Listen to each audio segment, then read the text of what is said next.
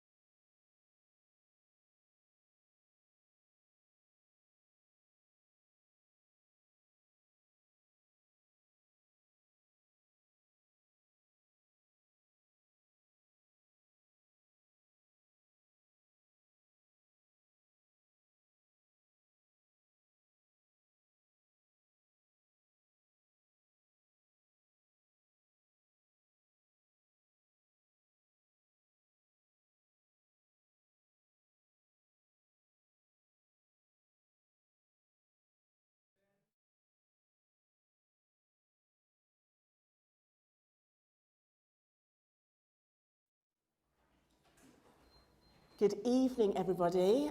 Thank you so much for your patience. My name is Janome Kafunde, and I am going to be the person that you're going to see a lot on stage this evening. I thought I'd start with a little bit of background about myself first. Let me just see if this thing works. Technology can be a little, there we go. Like I said, my name is Janome Kafunde, and basically I started talking about technology about 6-7 years ago.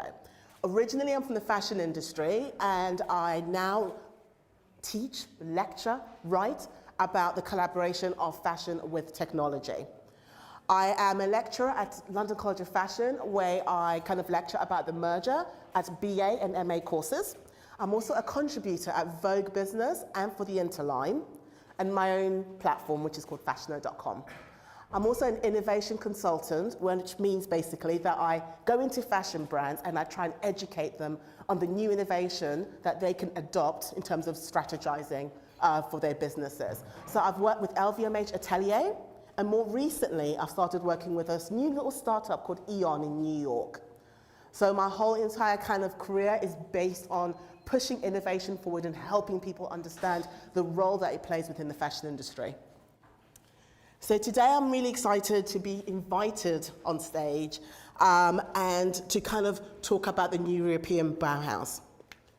As most of you already know, the new European Bauhaus Festival is taking place between the 9th to the 12th of June 2022 in Brussels and also abroad. Today, be prepared to not only listen but also to be part of this conversation. Those who are taking part of the stage today are not here to lecture you. I want them to excite you about their work. I want you to be excited about their passion. As for me, my role is going to be Master of Ceremony. It sounds very la-di-da. And also a moderator of this event. This basically means I have the pleasure of telling you how this event's going to run today. The first part of the event is going to be a keynote from Carla, and she is an amazing architect who has spoken at places like the Barbican, which is a really fantastic place in London. She'll be followed by the winner presentations when you'll be given the opportunity to ask questions, so please don't be shy. This will then be followed by the award. We're going to give you all a little bit of bubbly so we can all toast to the winner. After a small little break, we're going to move on to showcases by a few presentations, and after that, you can give questions and answers. Around 7:15, we'll close. So I want you to understand, let me see if I've gone a little too far. Yeah, this one next. Oh, sorry guys, I think it's, gotta love technology. Let's start again. And it's gone off. I can actually talk without it, so yeah. You can just look at me, not the screen. Okay, if you keep going back so we can introduce them. And then the next slide, perfect, right there. Okay, now I've introduced myself and I've given you the lay of the land. I want to talk about the new European Bauhaus. The new European Bauhaus, which is known as well as NEB, is all about bringing people together from all walks of life to explore, debate, and shape beautiful, sustainable ideas for the future. It's all about bridging the world of science and technology and also culture. So that's what gets me really excited, is the technology part. Leveraging our green and digital challenges and an invitation to address complex societal problems through co-creation. The new European Bauhaus is transforming lives for the better. And this, you know what? I'll let them change the slide for me to the next and I'll continue. Steering the transformation of our societies, New European Bauhaus has 3 imposed values. They are sustainability. So I'm talking about climate goals, circularity, zero pollution, and also biodiversity. Aesthetics. So we think about quality of experience, style, and going beyond functionality. Inclusion. This is a really key word in 2021 and continuing in 2022, because it's all about diversity and securing accessibility and affordability. And I when I was looking up into this and I was like writing my notes, I came across a quote by Ursula von der Leyen. Hopefully I didn't butcher her name. She's the European Commission President, and she said, the new European Bauhaus is the new cultural project for Europe. And I thought that really summed it up quite nicely. So on that note, I'm going to invite Carla to come on stage and wow you with her keynote.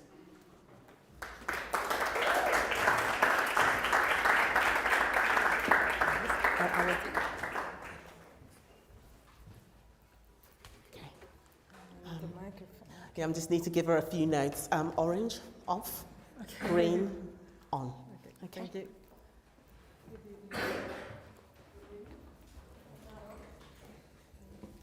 Yes, now, yes. Okay, good evening. Thank you for the invitation. It's a pleasure to be here. And it's a very suggestive name, no? New European Bauhaus for me in this context, because we can see that Bauhaus represents the modernism. So the modernism in its essence is that nature is to be domesticated, colonized, exploited. So this is in the very basis of the modernism.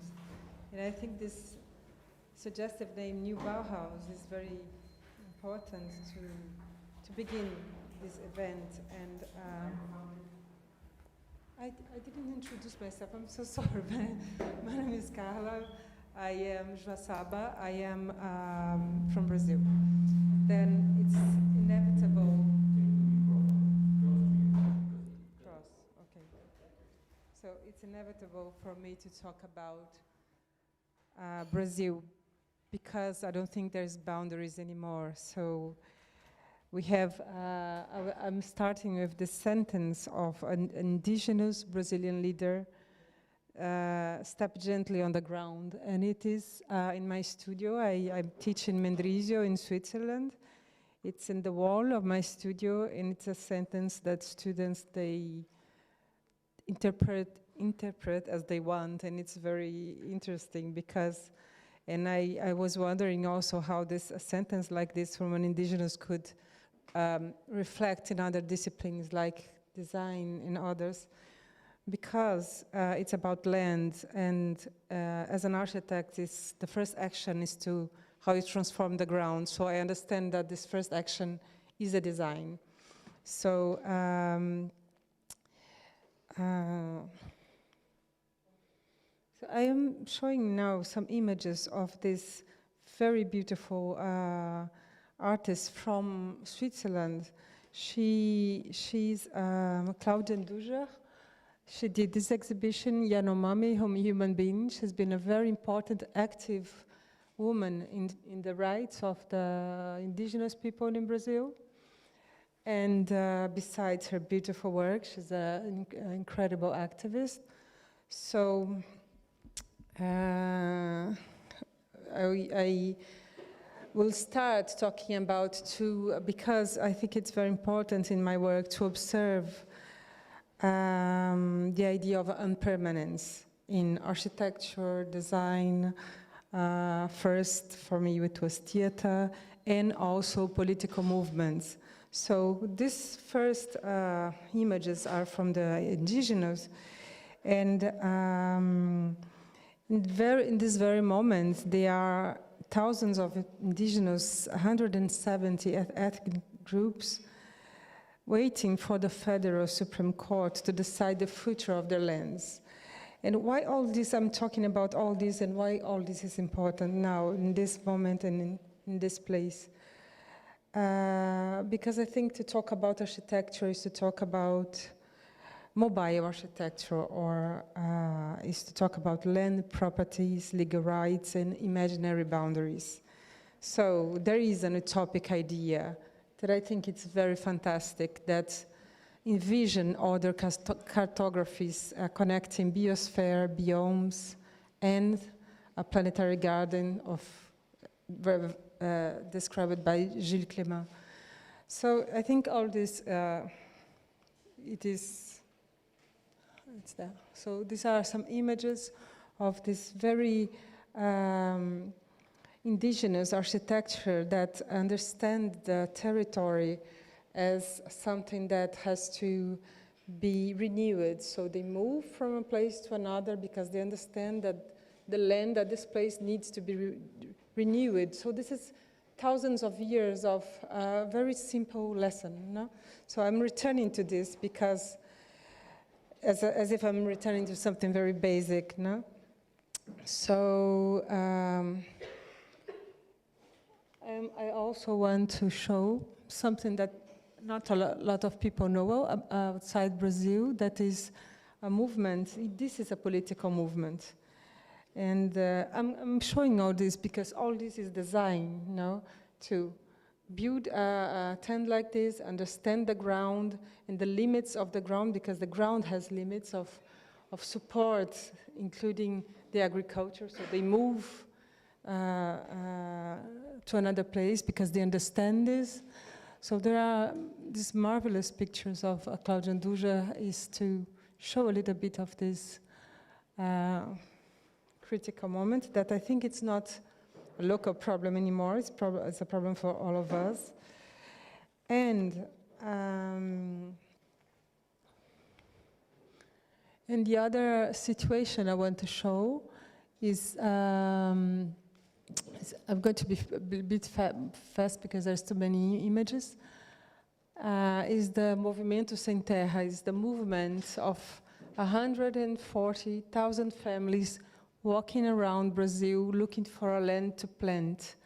And what I want to show at the end is design, because look at this design. 1 second. I think it's this way.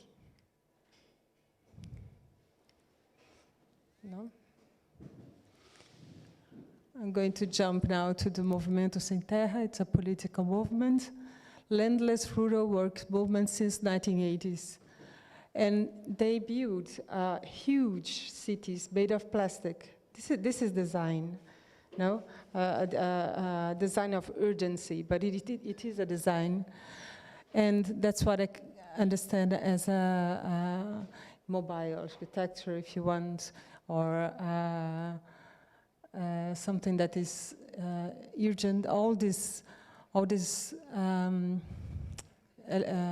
tools that they have in hands, it's never aggressive. It's just the most pacific movement that exists. So it's just to show how design happens accidentally, and accidentally also how they treat the ground and how they are worried about this care. So now I'm going to show a little bit of what I did, just to show, I mean, how all these reflections about a ground, about temporary, and what does it mean for me as an architect, and what can I do about it? So this was in 2002, the United Nations Conference of Sustainability. BLS is a theater director. She invited me to work in this project in the Copacabana, and I understood that first, I think problems, at least in architecture, they are local problems. We have to understand where we are and what makes sense to act in each place. So in this place of Copacabana, any time of the year, there is an event made of scaffold. So this is they put over the sand or over the stone events like this with a plastic tent, with air conditioner, and they kind of, in the fantastic place like this, they hide this event, and it's made over this scaffolding thing. So that's what I found when I visited the site, and what I want to say, and what I want to relate with the indigenous, everything, all the images that I showed now. This is I'm going to show first the building. This is what I found. I removed the plastic tent. There was a platform. I removed this cover, continued the scaffolding 25 meters high with the program for the United Nations, for the public, where all the paths lead to the roof. And it was 9,000 square meters of building. And what I want to say with this is that there was no trace in the ground. There was no foundation.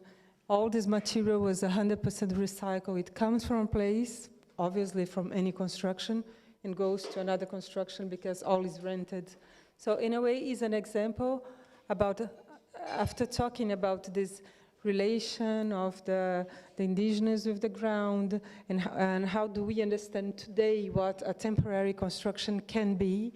So it's not really an easy question, no? Because in Africa you have one question, in Rio de Janeiro you have another question, you have another answer, sorry, you have another answer. In Francis Querec, he just won the Pritzker Prize with his house, with his architecture made with mud. But it makes sense there, not in Copacabana. So I think solutions, they are local, and there's no answer, and easy answer, no, for that. So returning to this building, I want to say that it's a building that it rains inside, the air passes, the sun traverses, and in a way, in a very windy site where, in a way, I think reminds men of its frailty toward nature, you know. So that's the intention of this building. This is the Cedric Prize from Palace that never existed, but was drawn in 1963, and this is 2012. Obviously, there are a cultural relation, obviously, and this is not a problem to say, but the intention of Cedric's Prize in 1963 was to, at that moment, invent the idea of future. So he was inventing the high tech. He was inventing an image of the future. And I think the difference in 2012 is that this is an image of the present, not an image of the future, because it's work with the reality of what I have in hands, what I can do with this material, where does it go after. So it's about a fact that is there, not an image of the future or an idealized or even a construction of an image. It's not an image, it's a fact. So this is the foundation. There is no foundation. So I'm very proud to say that a huge building like this leave the ground untouched like the indigenous do. That's why I showed the indigenous image, because they leave the ground of Amazon untouched, and then the trees grow again, and then the agriculture come up again naturally. And then I think this is very interesting to see today that if you see Amazon, you see this is a untouched land. This is not true. This is touched by thousands and thousands of years, because with agriculture moving from one place to another and constructions, and if you study this as they are doing at this moment in Brazil, this is a very new study defending that this is not an original nature. This is already transformed years and years by understanding the ground and respecting, in a way, the ground. So this is the building under construction, and it was open for the public, and it was very fascinating to see this building. And then the program was very dense, well, that's it. And at the end, nothing else. Everything was 100% recycled, in a way, in the sense of profited somewhere. And there was a question in the television: is this building green? Why this building is green? Because it's horrible. And some people saying, this looks so fantastic, but when are they going to remove the scaffold? So there was a misunderstanding of this building there for a while. But what I want to communicate is exactly that. It's not about an image of green, and not even of the origin of where the scaffolding was fabricated. If it exists, it's a fact. So, and then those are the final images. I think, those are the final images with 200,000 people visiting in 2 weeks. And yes. And this is an image from the other side of the city, so it's a very interesting image for me, because you see a building, but you don't see a city around. You just see this in the middle of nature. And then this is the last one. It is more recently, 2019, in the Starfront Art and Architecture Gallery of Art in New York, where the director invited me to do an installation, and it's a very iconic facade in New York. They very adored. I don't know. They love it, and it's a really important place for them. Then I wanted to do an action over this facade, which is remove the facade. And then I could never imagine to find a construction like this. I thought I would find a Swiss construction, but I found this very improvised construction. But what I want to say and communicate with this installation is that everything, it was done together with an artist in Brazil, Marcelo Cidade, is that everything that is removed is profited and again constructed inside. So the facade that is outside is floated inside. Then it's an action. So the design is an action. That's what I want to say. That so this is the removed facade floating inside the gallery, and nothing was need to be by only these little cables, and that's it. So in a way, is to return to the discussion that the design is an action. No? It's or over a territory or over. So it's really an energy that you put on. And in this case, in the case also of the Humanidade Pavilion, there is no material that was expanded less than what was there. So that is the message I have. And I was wondering today when we were talking and having our talk outside that all this presentation should be done, I should have not shown my work, but the work of my students, because it would be much more fun, because you know, I use the studio in Mendrisio in Switzerland to elaborate questions and to see how the students respond to this today, which is very new. You know, so I think they are very creative in second year where they don't have where they don't have yet theoretical parts. They are very spontaneous, and this is the new generation. So I want to know how they respond. So I put them to work in places where they are not supposed to be. I mean, or green areas that should be remained untouched, or to understand that architecture today is not to destroy, is to coexist. So that's the point of the studio. So maybe I regret today to show all their works, not mine, because I think it would be beautiful to show a new generation. So thank you very much.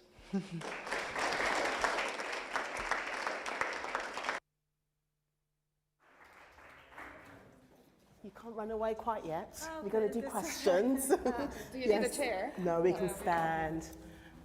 Okay, here you go. Here's the mic for you, just in case anyone has a question.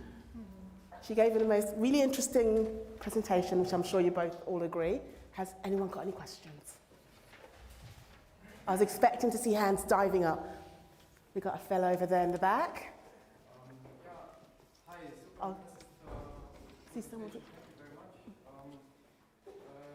I take part in some dialogue series organized by GIZ and Global Solutions Initiative on circular economy solutions. And yesterday there was one person from GIZ based in Bangkok, so who takes care of the construction sector in the Asian states. And he said the biggest problem there is that people want to erect high buildings because that's profit. I can imagine that there would be a benefit of changing the mindset of people there if they would see this touch the ground gently, but they don't. There's no profit in touching the ground gently there.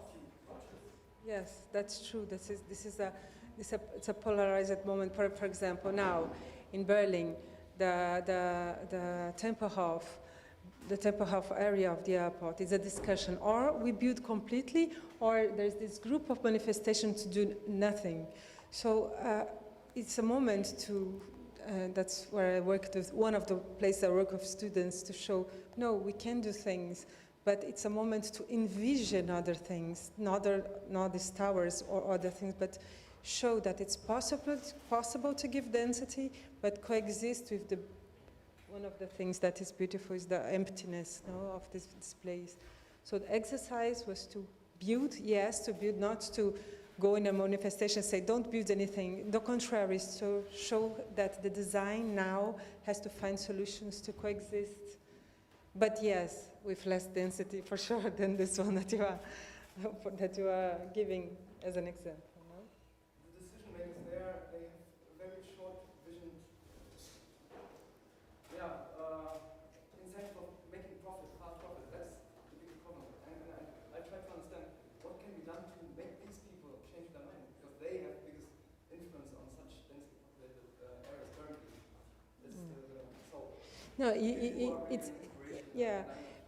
It's this kind of city that people go to the street and do manifestation, that you have these two sides, you know. I don't know where you exactly are talking about, but if you have this public movement together, but if we show to this other side also radical to not do anything, that is possible to do things, and that's where the design, that's this new Bauhaus design should enter, to show how to coexist with this Brachen, that are the green areas of Berlin, or these empty areas in a beautiful way, with less density probably, but you know, this is the challenge now, but we need the public going to the streets, and so at this moment I wanted to show the director of a movie that did a movie in the Tempelhof, to invite her. She was against everything, to invite her to the studio and show it is possible. So, you know, so we need people to go to the street, but we need these people also to understand other things too. So that's our our job. I think that's a really good question because Yes, actually, it funny is. enough, Carl and I, we had a conversation about this, and it's really hard to change the mind of decision makers because if you look at it this way, they have been wired to think one way for years, and then we expect them to change within 12 months, 2 years, the way they've been raised to think. So we were talking about students, because I also lecture students as well as Carla does, that it's much more easier for us to teach the next generation how the future should look like, rather than teach the present, you know. As Lisa Lang always says, we're not in the job of convincing people because, you know, the evidence is quite clear. So we were saying about students are the best to teach right now, you know, to showcase them a different way of doing, I guess, approaching business and the world. Has anyone else got any questions? Because I actually have one, but I want to give you guys the floor first. Anyone else? Okay, I have a question for you, Carla, which I wrote down. Because I looked at some of your work and I found it rather exciting, and I was like, you know what, actually, I want to ask her this, because it's something that I find really influences people when it comes to how they see the world and how they think.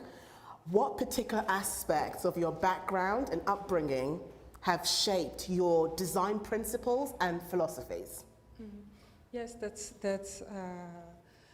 that's where this interdisciplinary thing makes sense for me to be here today, because I think what inspired me the most was a theater, not architecture, because the theater, for example, of Peter Brook taught me what a democratic space is, what means essential, because essential we can, to really means essential in his theater. And I think I thought I was going to give up architecture because of Peter Brook, and then I began to envision my discipline through his thoughts. So I used another discipline to try to think about mine. So that was for sure the moment important of my life, my educational life.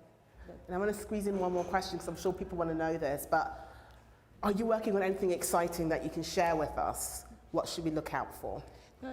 A few things, but one is opening next week in Portugal, which is 10 years of work that experimental design invite architects and designers to work with stone in Portugal. And I'm not a sculptor. I don't want to do a bench, and I didn't want to so I did one. At the end, it's an object, and if you can help me to pronounce again, because I forgot. I remember, it's hourglass. Oh, no? Hourglass. I don't know how to pronounce this, I don't know why. So it's an object made of stone, that is The hourglass. And the sand comes down only one time. It don't turn, it comes again, because it talks away of this, in a way, about this end of resources, or the stone will always be a stone, but in this case, it's not possible to do anything else. And then it's in a way to talk about this that things end. Yes, sorry. So it's about to talk. It's an object that this hollow works. the sand traverse only one time, and that's it. And it's a bit sad because it talks about something that cannot return to be. This power of stone will never be a stone again unless the industry makes it a stone again, but it's not really the stone, it's something else. Yeah. So it's an object. It's a very deep ending right there. Thank you so much, Carla. A round of applause, please. Thank you. That's it there. Yeah, thank you. Okay, looking at my notes quickly. Now it's time for the winners' presentation. We have actually four winners that are going to be coming on stage one by one. And we're going to first start off with JEBA. So if they could come up, that would be amazing.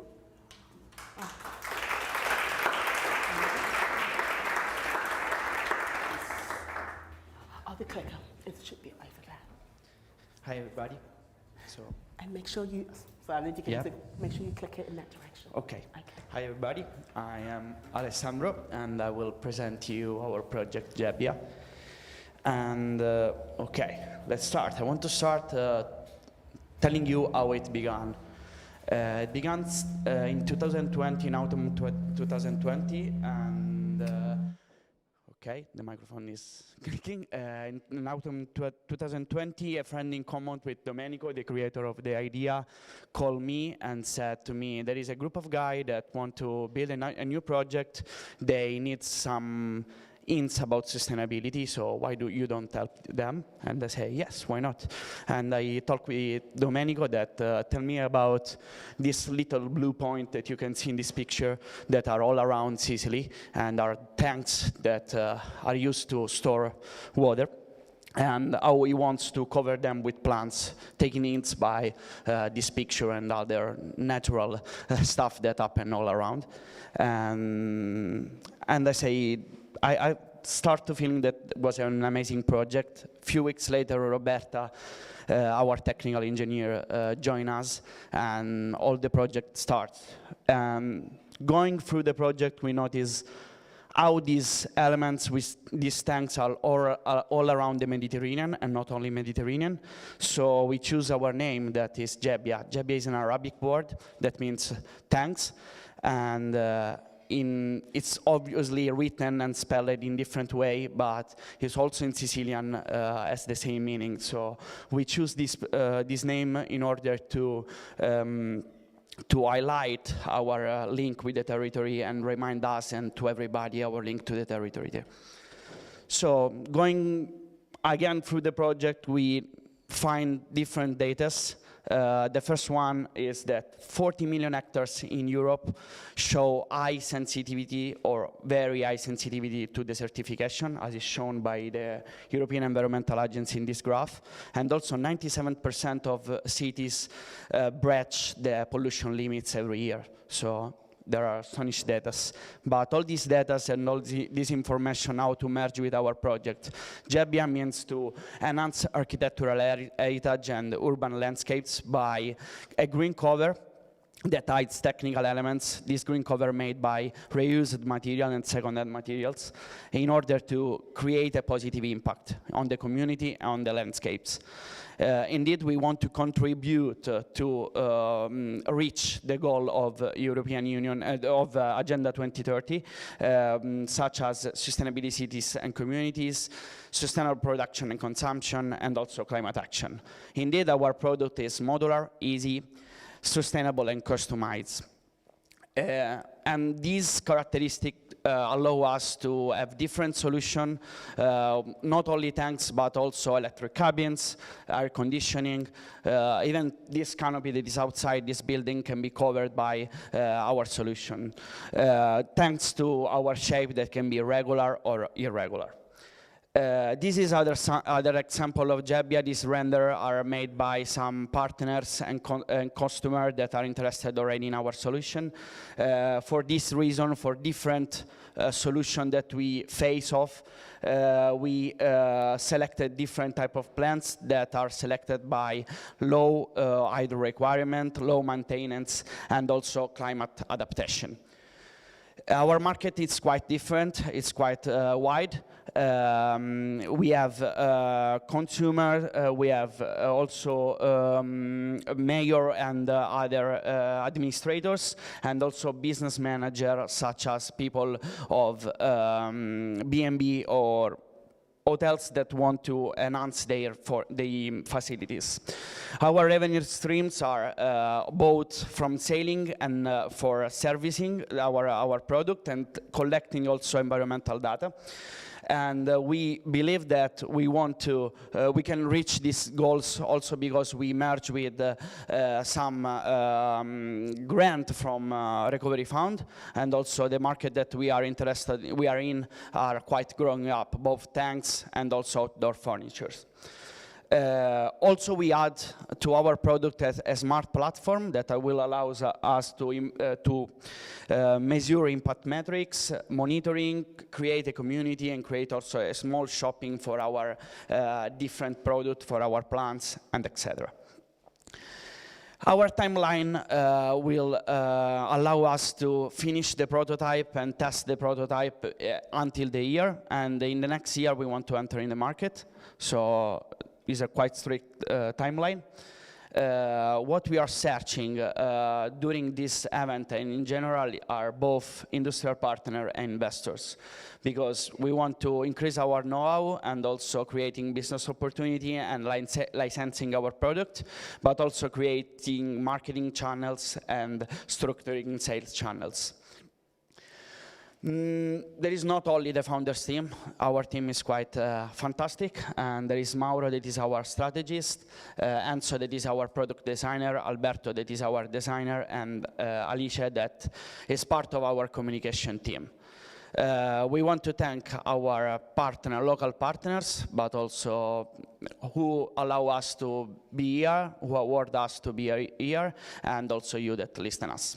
Thank you very much.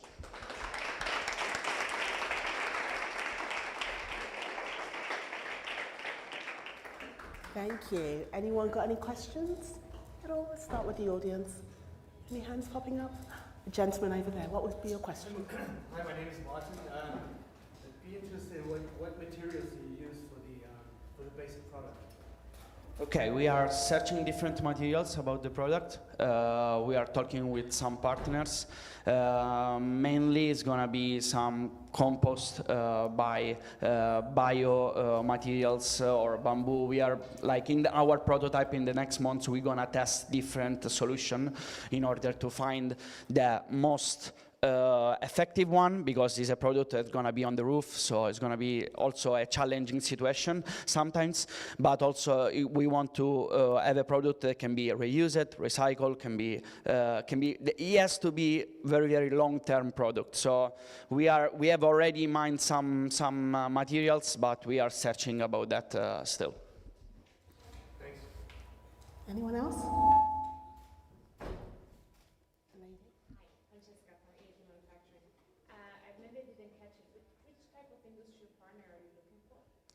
We are looking for different user partners, such obviously people that can suggest us different materials, as is said before, and also partners that allow us to product and build the product in a faster way, because we are designing it, we are projecting it, but for sure the putting the market part is going to be more challenging. So we want to collaborate with different industrial partners, also because again, we want to be really sustainable, so more we are spread around, the more we have different facilities that can produce our prototype, our idea, better it is, because we're gonna transport it less and create less pollution and everything. So we want to be sustainable 360 degrees.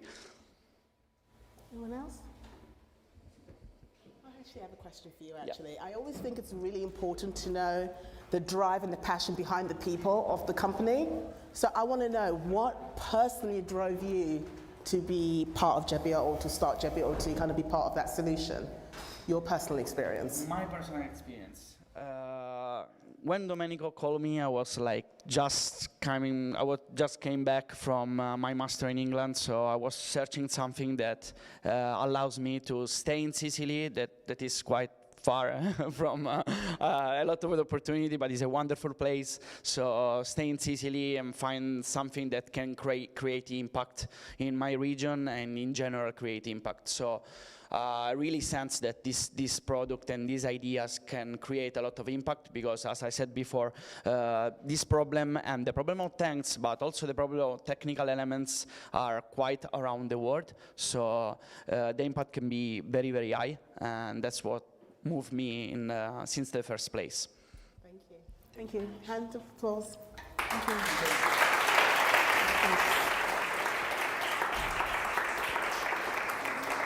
Next, I'd like to welcome to stage Turtle App from Germany.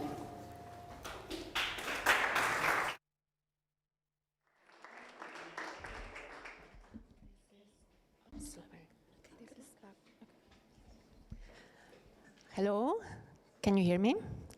Yes. Yes, perfect. So my name is Leticia, this is Teresa, and the rest of the team is sitting over there.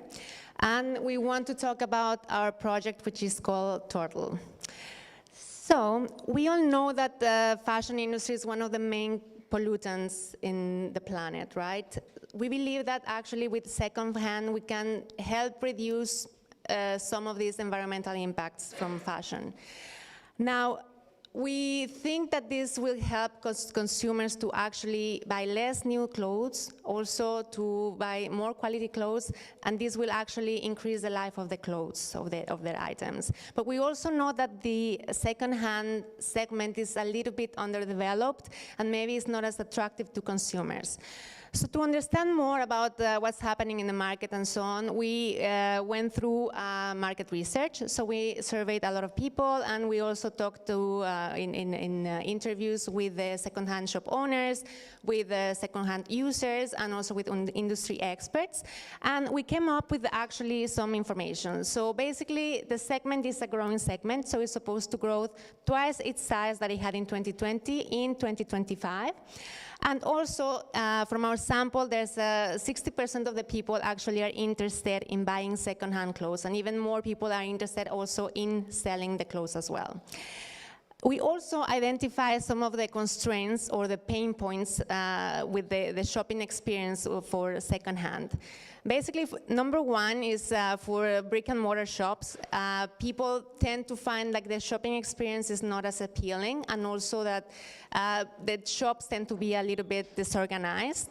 Secondly, for the online platforms, people basically have a lack of mistrust in the quality of the items, and also on the selling processes, especially the payments and the shipping. And I can speak for myself when I say that as well. I'm waiting for some shoes to still arrive, like from a month ago from Facebook Marketplace. So there's this lack of trust. Now, what we're trying to do here, basically, is to change all of this with Turtle. This is where Turtle comes to life and comes to save the day. What is it? Turtle basically is a digital platform that puts in just one place all the second-hand options that are existing in the market. Basically, consumers can find everything from the second-hand shops, brick and mortar shops, also the online shops, marketplaces, and also from other consumers. So basically, there's just one place where you can find mostly everything, and you can manage to buy several items with just one transaction. So really simplifies everything. And it also changes the game in the sense that you know that second-hand items are kind of unique. There's a unique size, there's a unique style for one item. So this increases the probability that people are actually going to find the items that they're looking for. It also helps the shops to have more visibility and maybe access a different market. And obviously, it's really good for the environment and to try to decrease the buying new clothes every time. Now, this is our goal, basically, to make second-hand clothing visible, accessible, and trustworthy to everybody. We are based in 3 pillars. The first one is that we are network enabled. So basically we connect consumers with shops, online and brick and mortar. And we are data driven. We want to really understand what consumers are trying to get, study their purchasing behavior, and we want to be able to offer a personalized shopping experience based on their sizes and their style that they're looking for. And this will allow us also to have what we call smart matching. So basically this means that the items are going to be kind of selected and proposed to the consumers based on their needs. So there's more probability that they're going to get what they're looking for. And for you to see how it looks like on the consumer point of view, I'll give you Teresa. She's going to explain it to you. Thank you, Leticia. So here you can see a snapshot of the prototype, and I will explain step by step how it works. So first of all, the user selects the different characteristics of the item. Usually there is a user profile with the size and some other features, but then the user chooses, for example, the type of the item, a coat, a t-shirt, the color. And then the user sends a request. Turtle collects the different requests. Oh, sorry. Nope. Okay, here. So Turtle collects the different requests and then matches with the specific items in the catalog that are actually following these characteristics. Then these matches are sent back to the user, who easily can accept or decline the different offers, the different proposals. Additionally, also the shops can see these requests and send other items that are not in the catalog. As the last step, all the items that are selected are in a basket, and then the user, only with one transaction, can buy different items from different stores, online platforms, etc. So only with one transaction through Turtle. Also, what we are planning to offer is delivery options, but also the possibility to pick up the item from the store, in case that the user wants to do that. So here you can see an overview of the different steps and goals that we have for the project. So currently we are in stage 1, which is the project validation. We already conducted the market research, and our pilot is in Zurich, where we met during the Climathon. So we are working on the prototype, and our idea is to, or our plan is to launch in September. As a second stage, we will focus on the market growth. We will work on the app development, which we think it's a very important and relevant step, and also on the expansion to other European cities. As a third stage, we plan to add additional features. In particular, we will focus on the meta search engine, but we also are already thinking about other features, such as including repairing options, upcycling, and other sustainability options in fashion. So just to summarize how we are creating value and impact, from the consumer view, we are creating a trustworthy and accessible platform with the possibility to access different items in the second-hand market. Also, we are leading them to a greener lifestyle. From the second-hand stores view, we are supporting their business, we are giving them visibility, and we are also giving them the possibility to have marketing campaigns through Turtle. And at the city level, we are connecting initiatives in terms of sustainability, promoting circular economy, but also community engagement and supporting the local economy. So these concepts are completely aligned with the new European Bauhaus mindset, and in particular, we also focus on a beautiful shopping experience, empowering local connections, giving this visibility and accessibility at the local level, but of course, having in mind the sustainability approach with the circular economy in fashion, and giving the individual the possibility to rethink about their consumption habits. So this is the team. We are a very diverse and interdisciplinary team, but that's why we complement each other. And we just wanted to finish this presentation by saying that we are very committed and very passionate about this topic. We are really happy that we had the possibility to be here, and we want to thank everyone for the support. And of course, we are welcoming any feedback and comments and questions now. Thank you so much.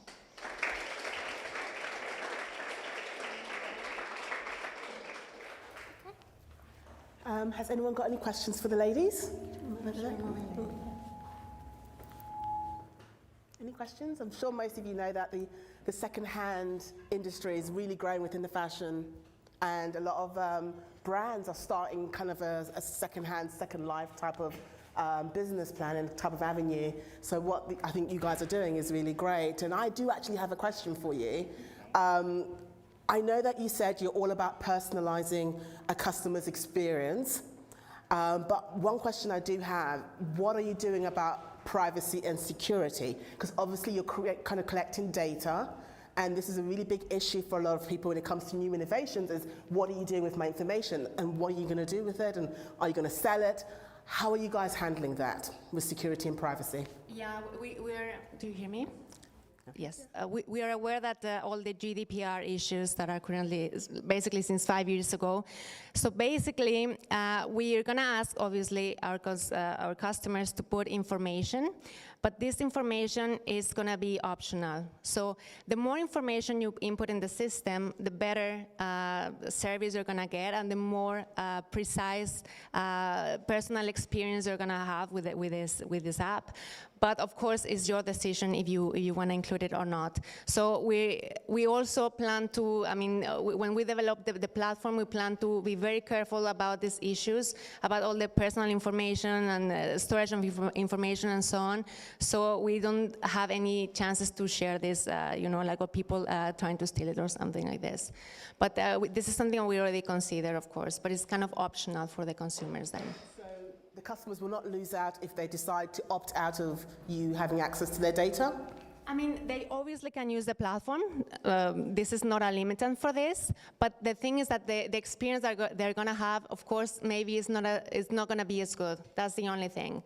But yeah, I mean, it's a personal choice, and we respect this as well.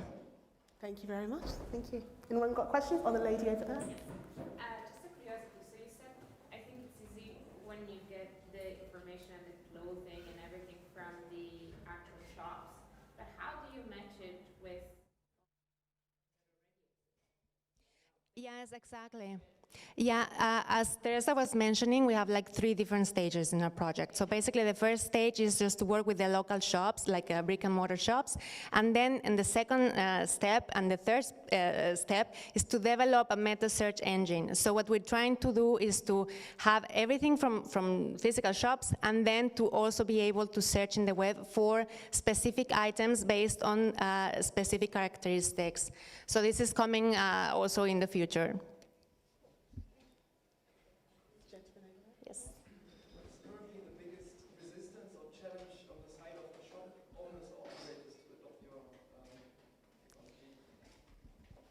Well, what we have checked actually is that I think one of the main things, or the things that they don't want to have, is like extra work. Exactly. So, you know, like they have very specific items, so that means that they have to take a picture of each one of the items, make a description of the item and so on, and it's a unique item. It's different from a normal shop where you have just one item and you have it many times. So we want to avoid this by just basically telling them, with our project is based on the demand. So once a person is interested in a specific item, then this request is going to go to the shops, and then only then they have to actually search in their inventory to see if there is something that matches, and do all this work of, you know, taking the picture and so on. If this is a match for the person who was looking at the item, then the item is sold, and that's you know, like a successful sale. But if it's not, then the item is already in our system. So we're going to have a database basically, and they don't have to take pictures or anything again. But this is one of the main things. I don't want to have extra work with, you know, like online pictures, descriptions, and so on. Yes. My name is Martin. I have a question on the business model for you. So how is it actually, how's this over time going to be financed? So where do you actually make your share? Who's paying for your services in this game? And a question that may be related to this, do you also provide transactional services? So actually, is there a sort of a PayPal, credit card possibility included? And would that possibly be then the angle through which you could actually be financed? Yeah, I mean, if I understand correctly your question, I mean, it's going to work like a normal web shop, so you can pay with any of these normal paying options, you know, like credit cards, PayPal, and so on. And then the way that we're actually making profit is by getting a commission for each one of the sales. So all the transactions have to be done through our website. The thing is that what we want to do with the brick and mortar shops, for example, we understand like kind of the complexity there, but we are not gonna display the information of the shop until the purchase is done. We're just gonna put like a location, like, you know, like something like Airbnb is doing now, like you cannot see the exact location until you actually do the purchase. So basically we just get a commission from each one of the transactions that are done. That's it. I have another question. Yeah, sure. I'm a massive Do you want fan to? of I have a question with regards to returns. As most of people know in the fashion industry, you know, returns are super, super high. How would you deal with that? Let's say someone buys something, they don't like it, and they want to send it back. How are you going to deal with that? Yes, this is actually something that we are still discussing a lot, because what we're planning to do is to say that returns are basically, because we are not doing the shipping ourselves. So we are just managing to contact the shops, and we are just the contact point, and then the shops are the ones who are doing the shipping. But then for the returns, we are thinking of doing it like according to the you know, like the rules of each one of the shops. So, I mean, when you buy an item for sale, from a certain shop, then you're gonna see what are the options that you have for the returns. We haven't finalized this yet. I think we're gonna improve this and really make it really precise once we run the pilot. But this is something that we want to minimize as well as much as possible. Thank you. What's a great idea. Thank you. Thank you. Okay.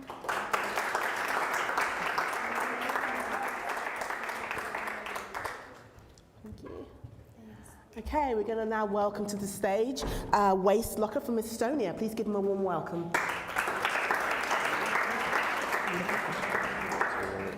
Yeah. So hi, I'm Mark from Waste Locker, so the CEO of Waste Locker, and this is Kristen, who is our CTO. So Waste Locker, so we bring quality to waste, verified, simple.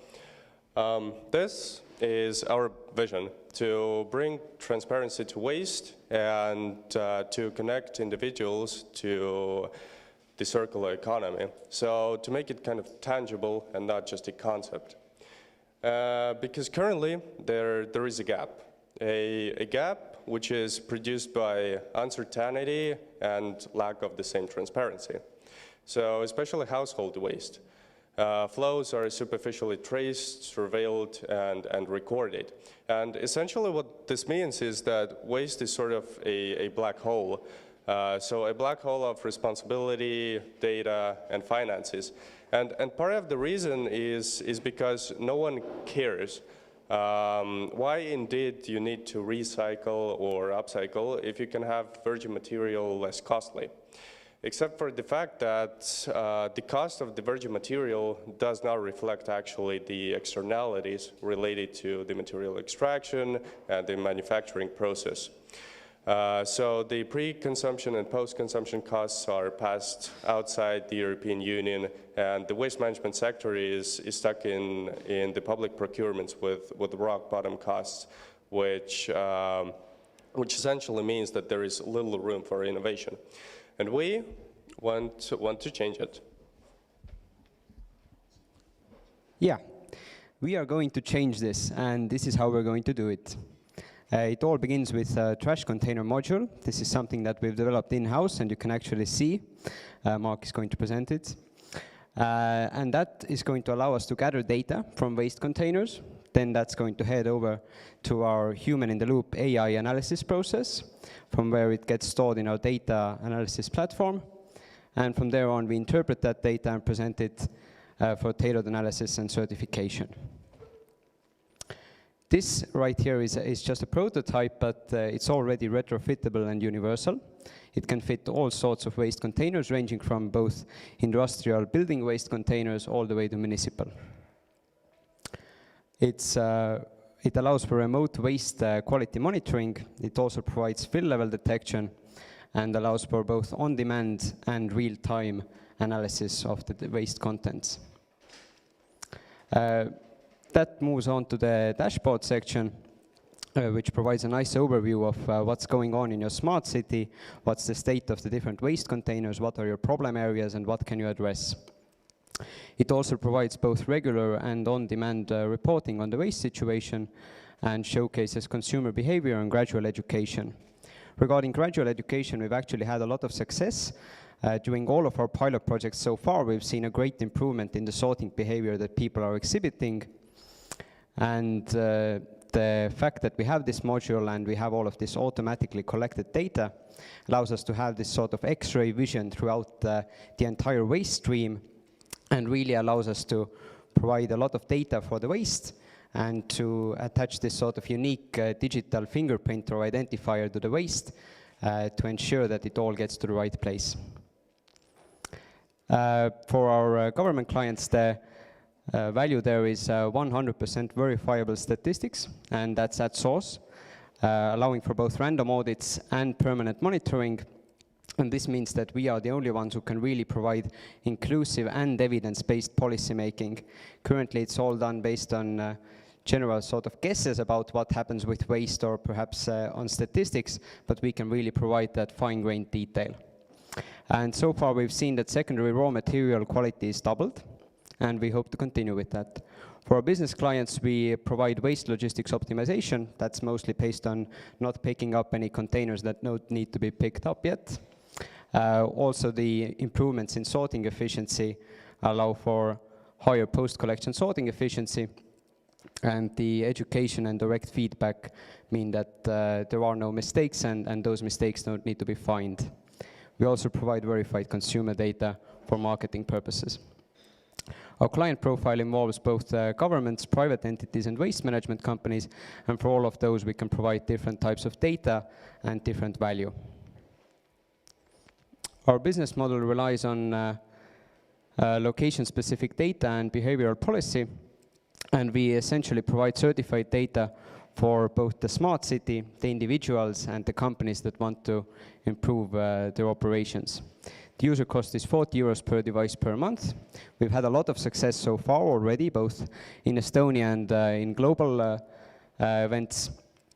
Currently, we're seeking 500,000 as an investment to achieve our 2025 plans, including serving 3% of EU waste containers, operating in both Scandinavia, Netherlands, and Germany, and educating at least 9 million users. Yes, but essentially what we strive towards is, again, this our vision. And coming back to it, we're kind of acknowledging that this picture is a little bit flawed. And I personally believe that that is correct. But essentially, why is it flawed is because what it depicts is basically a house or an individual or an entity, what you will, being connected to the circularity linearly. But this is not true, because you do not have to be connected. You have to be the part of it. And this is what we essentially try to do and want to achieve with making more transparency and providing it to make every individual know that he is actually part of the circular economy. So we have a team with different skills, and we form Waste Locker to increase the secondary raw material. And you can find us on wastelocker.xyz. There's also a subscription letter if you're interested. And thank you.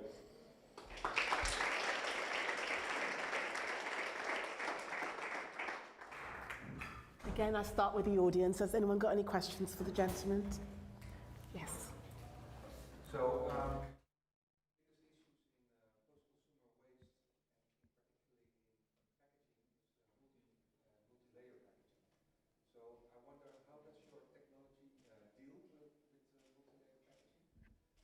second question, and that was actually when you were touching upon consumer engagement. If you want to make the consumer become a part of this whole journey into circularity, what are the incentives that you can bring to the consumer that they can become engaged? Yeah, so I'll reiterate your question to make sure I understood it correctly. The first part was about the issues with packaging, specifically about multi-layered packaging, so it's a composite material. And the second question was about how can we help, how can we incentivize the consumers to do the right thing. So with multi-layer packaging, our solution can't directly target this. It's up to the packaging institutions to choose how they choose to make their packaging, but we can provide them with the data on how much it's being used, and including how difficult it is for consumers, for example, to figure out which container that packaging belongs in. And we believe that that's really valuable statistics, and that can really inform both decision-making on the governmental level and also help the companies make the best decisions to be environmentally friendly as possible. For the second question regarding incentives, primarily we've so far been focused on providing the technology that allows for future more stricter sort of policy decisions to not impact perhaps the end user as much. So we are hoping really for the policymakers to kind of crank down the pressure and make people sort more and make them feel that pain when they don't sort, and for us to be that alleviating force there to take away that pain that's been provided by the policymakers.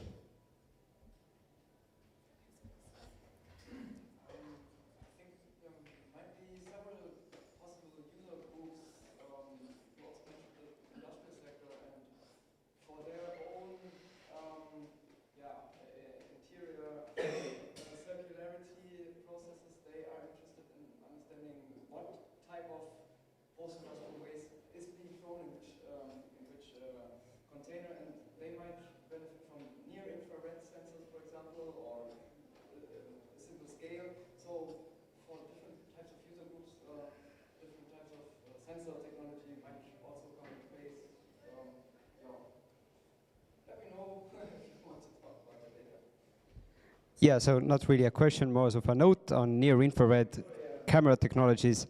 We will definitely be in touch later.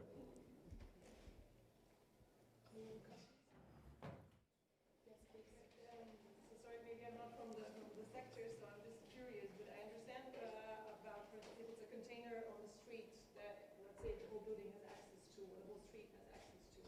Okay, I understand the measuring, whether it's full or not, or whether you need to pick up the garbage or not.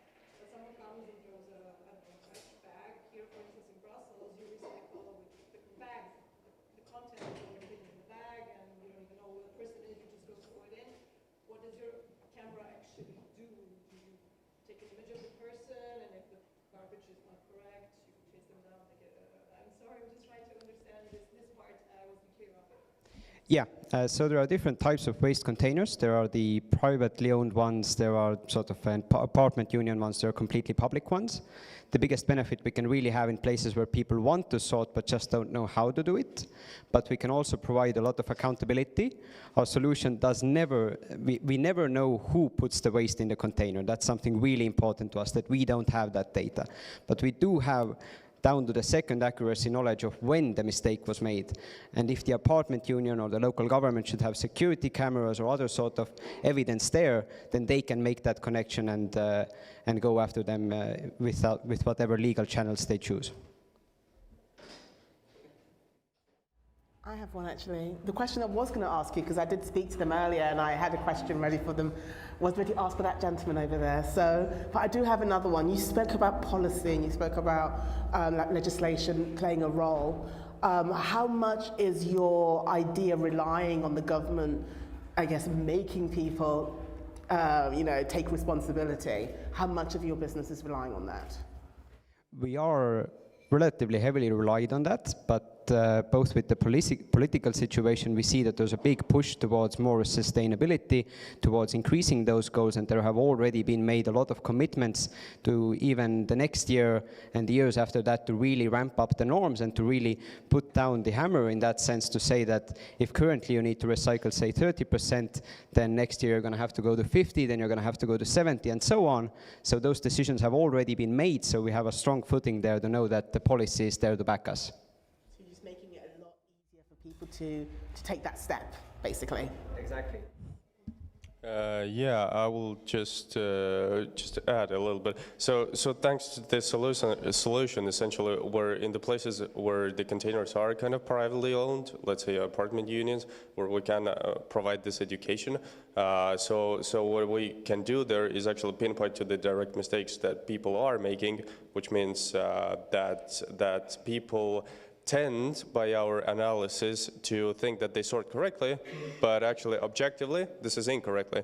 So we kind of remove this subjectivity and make and say how it is objectively correct. Thank you so much. Thank you.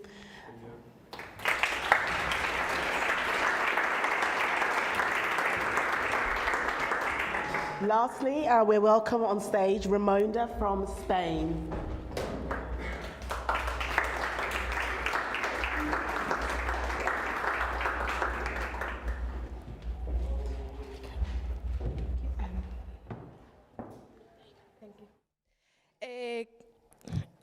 Okay. Can you imagine turning your city's organic waste into a locally made ecological product? So this is exactly what we want to achieve with Remonda. Hello everyone, I am Celia from Remonda team. Remonda is an initiative to turn the organic waste into bioplastics. My partner will later explain all the details. Today I am going to introduce you to my team. Monica Villoslada, she is biotechnologist, specialized in industry and environment. Marina Perez, she is marketing and international trade professional. And myself, I am Celia Camacho, I am geologist, specialized in climate change. So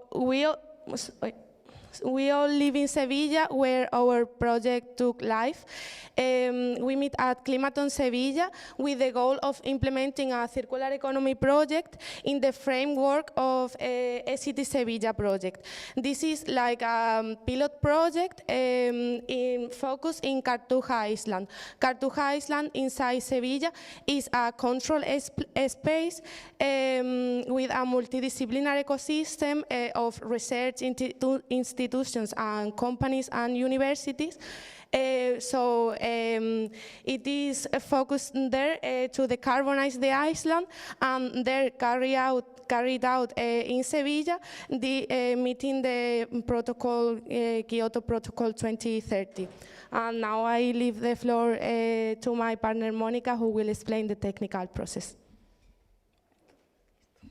Hello everybody, my name is Monica, and well, our project was born with the idea of implementing green areas in Cartuja Island, both for increasing the pedestrian areas, but also for decarbonizing the air in the island. And we wanted to prioritize the use of the local species orange tree. Sevilla is the city with the highest number of orange trees all around the world, because it has 40,000 orange trees in the city. And every season, 5.7 million kilos of oranges are generated. From that harvest, a huge amount of orange peel is discarded, and these oranges cannot be eaten because they are bitter oranges. So we wanted to close the circle and to transform these residues from the orange trees in Sevilla city, and concretely in Sevilla Cartuja Island, into a final product, valuable and ecological product. And to do it, we want to transform the orange peel residues into monomers through a biotechnological process in order to later constitute biopolymers. We are especially interested in two kinds of biopolymers. On the one hand, polyhydroxyalkanoates, which are PHA, in order to create food packaging for Isla Mágica, which is an amusement park located in Cartuja Island. And on the other hand, polylactic acid, which is used to create filament for 3D printing. This can be used at the technological companies and universities located in Cartuja. These both biopolymers are biodegradable and also bio-based. And now Marina will continue explaining you the details. So you might wonder, is this really feasible and how we do it? Well, we still need some further research on the biotechnological process that's needed in order to get the PLA and the PHA. But we already made some homemade prototypes with a simpler non-biotechnological process. You can see some examples on the pictures.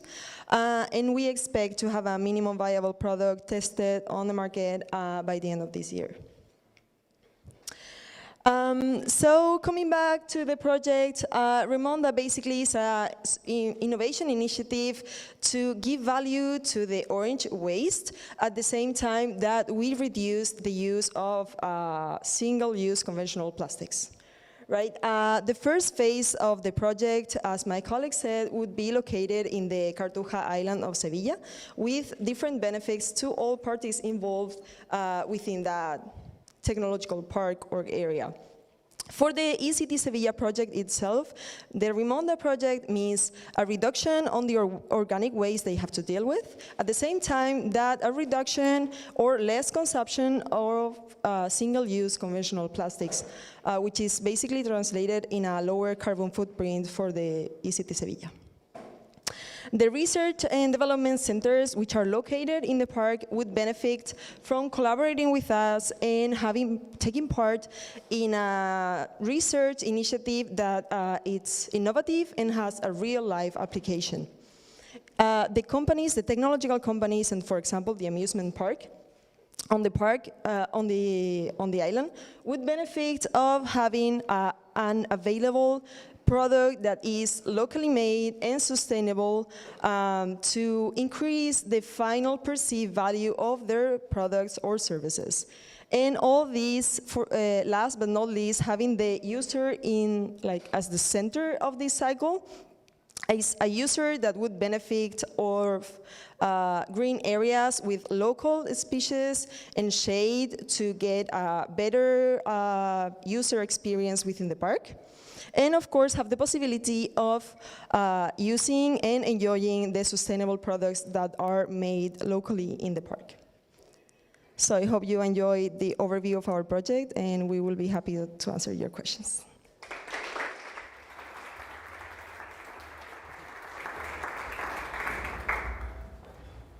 Okay, starting with you guys again. Anyone's got a question for the ladies? Yes, please.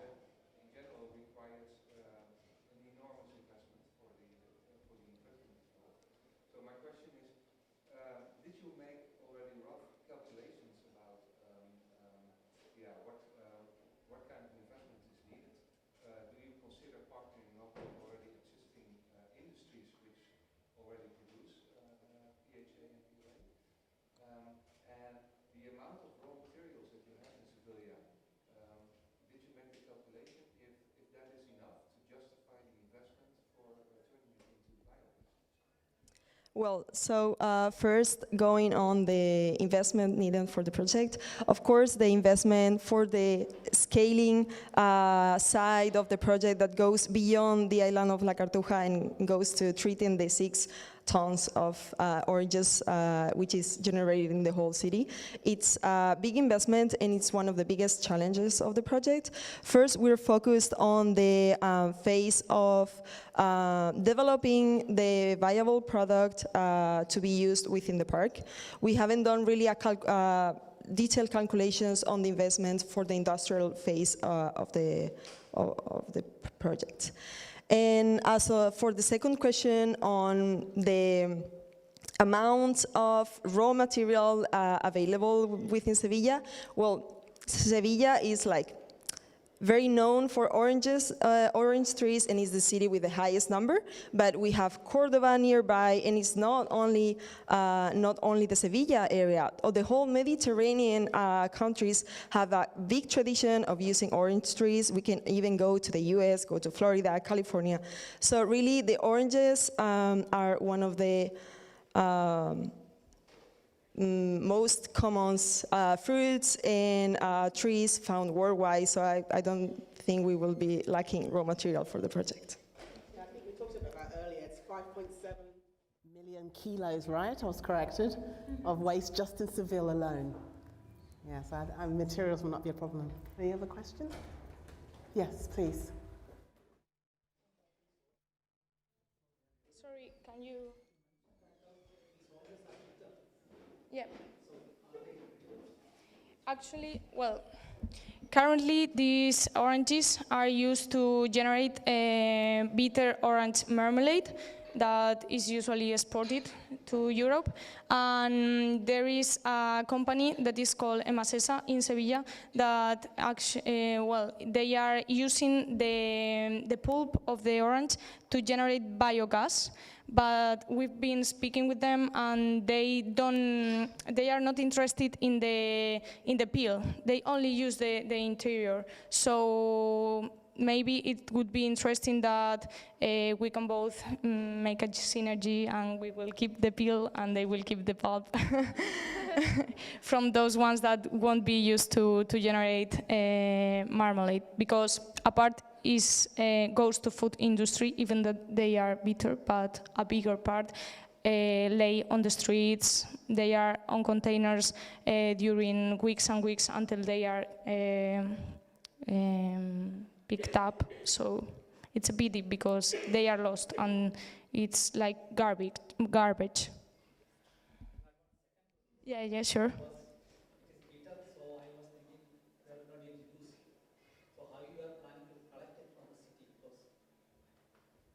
Mm-hmm.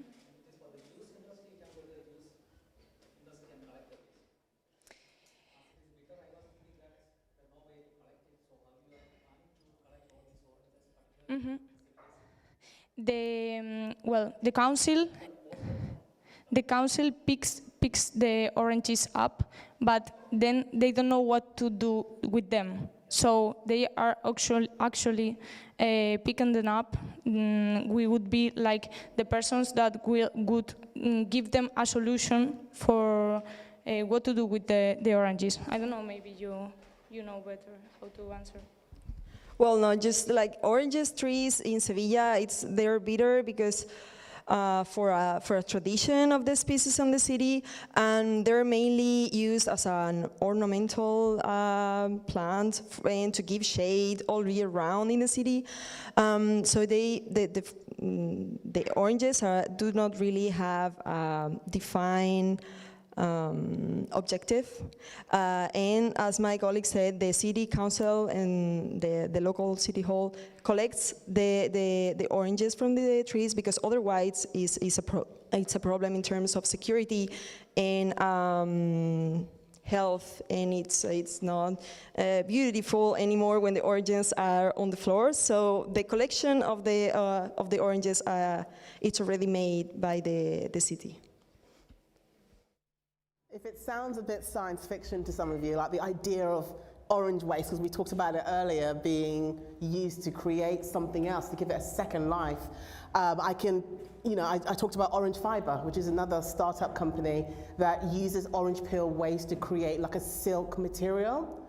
And it was something that they kind of struggled to push forward, but now they're working with H&M, and they're part of Fashion for Good. So this is actually something that is taking place right now. So it's not only them coming up with this amazing idea, other people are actually looking to using orange peel waste as a way to kind of give it second life.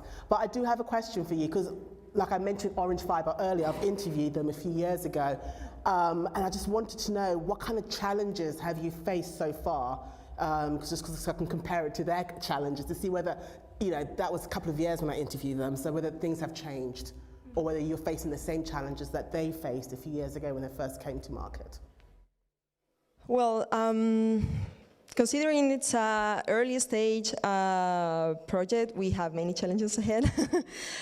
But I would say the biggest one would be what we already talked about, is the investment, the process, the machinery needed in order to bring the project to the second stage and make it industrial and really be able to manage the waste generated by the whole city of Sevilla. Not only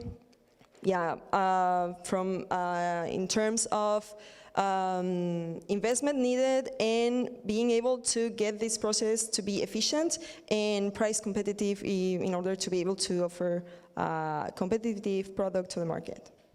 Thank you. Thank you, ladies. Thank you very much.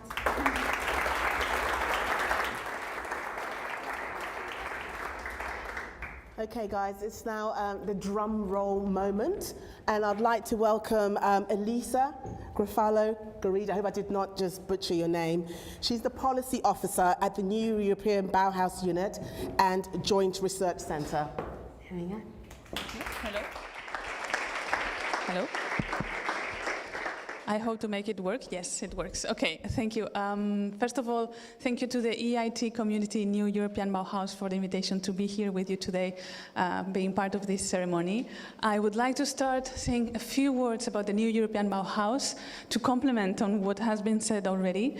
And basically, I want to start by saying that basically the New European Bauhaus is a transversal initiative. It's intended to deliver the EU's ambitions for a green transition. And I say that it's transversal because that's part of what makes it very special. It connects many policies, many EU policies and many EU programs. And again, insisting what makes it so special is because of its concept. It's because it tries to address the green transition, to deliver on the green transition by combining three values together: beautiful, sustainable, together, all three at the same time.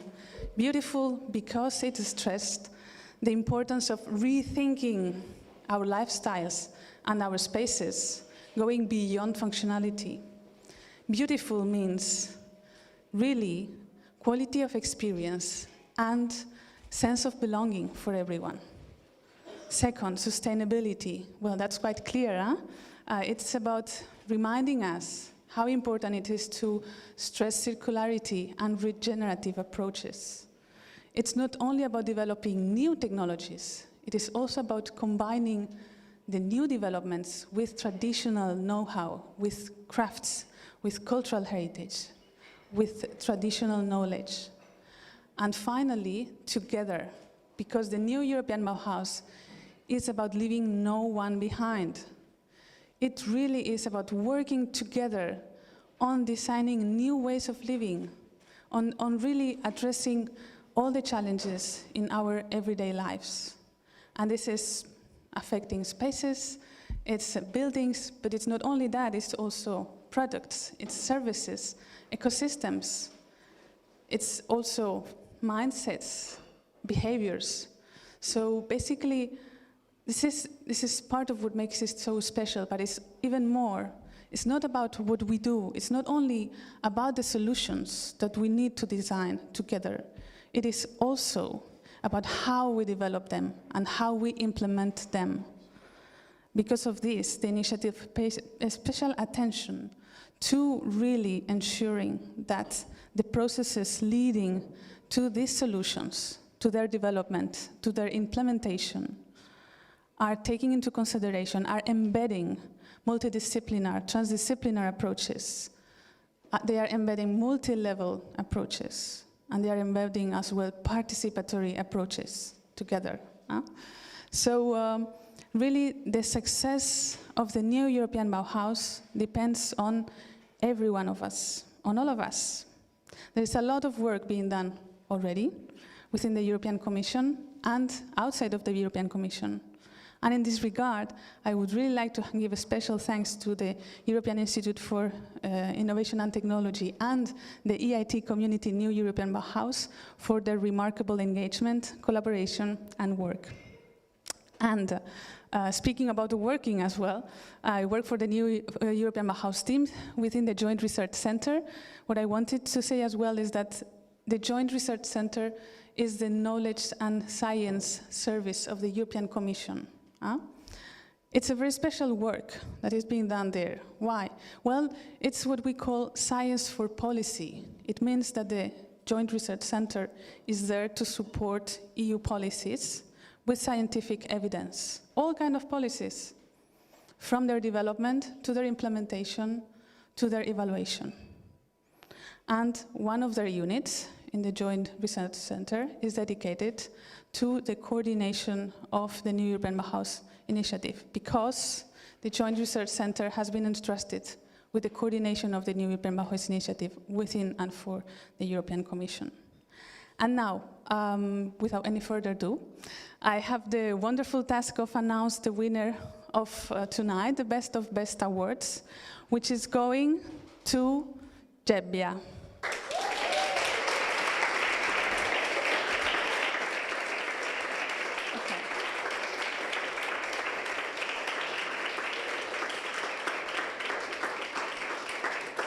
Congratulations. Congratulations. So you are the only one coming to the stage, or? Okay, we're waiting for all of you here. It's together, huh? Congratulations.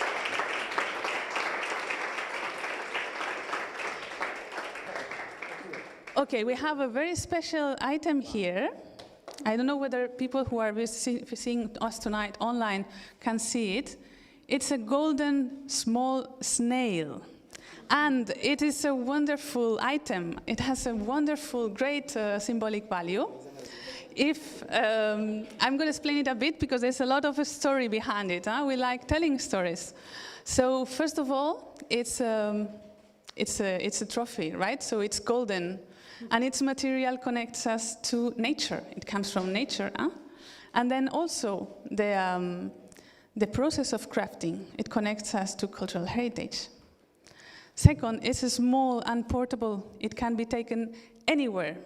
And it also reminds us that small details make big differences.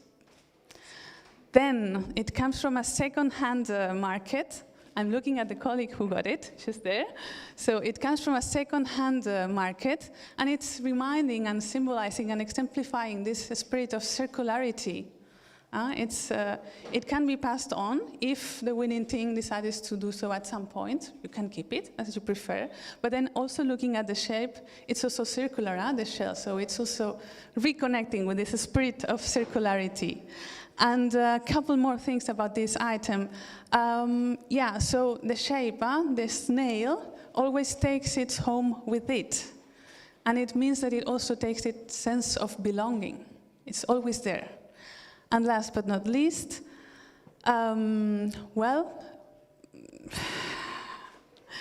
it's, I don't know, should I disclose it? I mean, okay, yes, it's a nice surprise. So the inside is full of seeds to plant, which is also another invitation to connect with nature. Congratulations.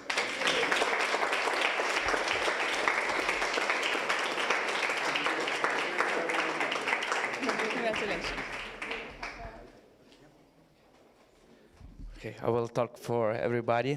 Thank you very much. We win, but all the startups that talked today did an amazing job. Listening them was really, really wonderful. And okay, I'm the speaker, but I'm representing an amazing team, as I said during the presentation, and we are working hard since 1.5 years more now. And we are quite near to the results, and we are happy to win this prize and to keep going forward and trying to have the first JEBA in the summer. So hopefully, thank you very much.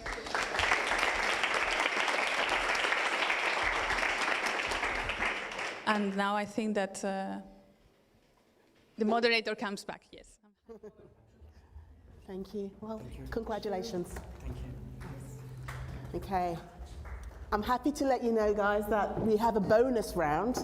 So just because we've handed out the awards and gave them a toast, it doesn't mean it's over. We have a bonus round, and I would like to welcome to the stage EC Boost Mataro Lab from Spain.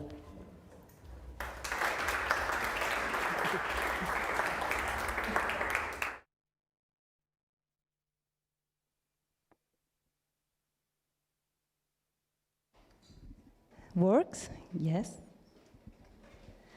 Okay, thank you.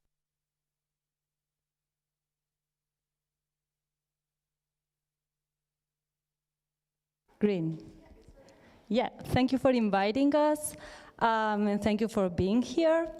So my name is Joanna. I'm from EcoSurveys. EcoSurveys is a non-for-profit energy consultancy based in Barcelona, and we are going to present you the EC Boost Mataro Lab. We at EcoSurveys work at the crossroads between energy and society and in the energy transition. And long ago, we identified that one of the main challenges of the energy transition is not about technology, but it is about society. And this is what this project is about. we wanted to connect the energy transition with the citizens at local level, and we did this in Mataró, near Barcelona. So, Mataró is an industrial city, a medium-sized industrial city, 40 kilometers north from Barcelona.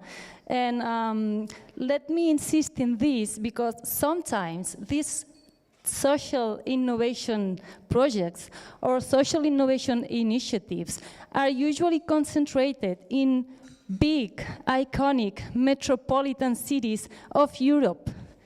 But it must be said that Europe is made of medium-sized cities, and in order to deploy a full energy transition and to leave nobody behind, all of them must be taken into account. And we did this in Mataró, and specifically in a neighborhood of Mataró in which there are quite a lot of families at risk of exclusion. We developed a set of workshops and activities, and you will see this. Comunitats energètiques com una peça clau en la transició energètica. Per fer-ho, s'ha dut a terme activitats al barri de Cerdanyola de Mataró, un barri amb fort teixit cultural i associatiu que lluita per no deixar cap família vulnerable fora de la transició energètica que està iniciant la capital del Maresme. Muntarem una instal·lació fotovoltaica de 100 quilowatts a la coberta del pavelló, de la pista. I aquests 100 quilowatts es repartiran entre 100 famílies vulnerables de la zona. Esperem que la instal·lació estigui feta entre finals d'any i primers d'any. És un projecte en què participen Climate-KIC, European Bauhaus, l'Ajuntament de Mataró i nosaltres Ecoserveis. I el nostre rol ha estat de dinamitzar les sessions i els tallers que hem creat al barri. La primera activitat va ser el Janome Fest, que el vam fer als voltants d'octubre, i va ser un taller una mica creant un ambient festiu. Vam fer diferents tallers, un per famílies en què explicàvem el funcionament d'un fons solar, un altre en què explicàvem hàbits d'eficiència energètica a la llar, pràctiques i bones pràctiques per estalviar energia a casa, i un altre taller en què explicàvem els panells fotovoltaics.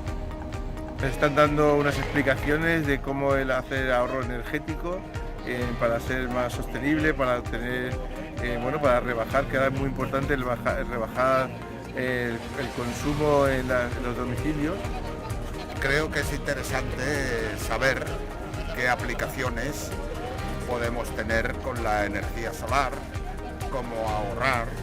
I després vam comptar amb un dinamitzador, que és actor professional especialitzat en parlar de canvi climàtic, que va organitzar un teatre per nens. En una altra d'aquestes activitats que vam fer al Centre Cívic de la Gatassa vam estar parlant d'autoconsum i el públic que va venir ens van fer preguntes molt concretes i dubtes que tenien sobre instal·lar autoconsum a casa, quina legislació hi ha, dubtes d'aquest estil, i els vam estar aclarint per ells. El Busten, especialment, que va ser l'esdeveniment de tancament, va ser extremadament positiu perquè va venir moltíssima gent, la gent estava molt interessada. Una de les conclusions a les que vam arribar durant l'esdeveniment és que aquests tallers es fan massa poc sovint, que el públic en general no té coneixement en general de l'autoconsum a Catalunya, de la importància que té, de que moltes vegades hi ha subvencions o hi ha incentius que faciliten molt la instal·lació d'autoconsum, i creiem que amb la nostra feina hem motivat a la gent del barri per començar comunitats energètiques amb els seus entorns.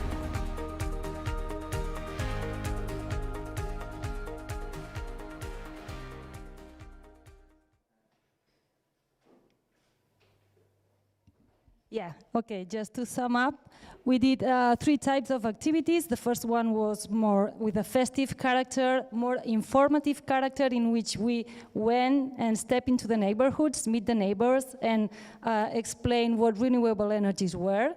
Then there were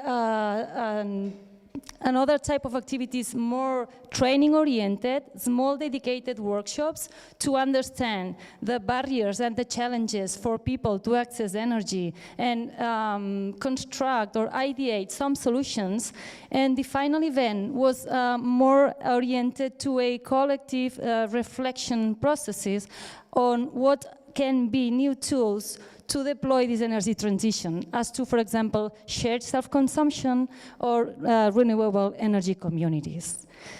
And the take-home messages of our processes are mainly three.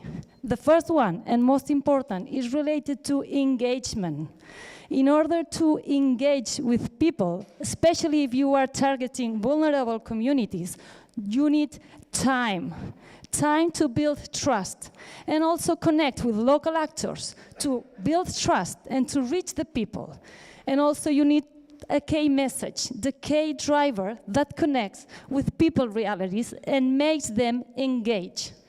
The second take-home message is regarding energy transition. If we want to deploy a full energy transition, we need to meet the people, go to the neighborhoods and meet them and explain them what is the energy transition. Learn the concepts, go from renewable energy communities down to energy-saving measures that they can make in their homes. And then after that, we can start talking about energy communities.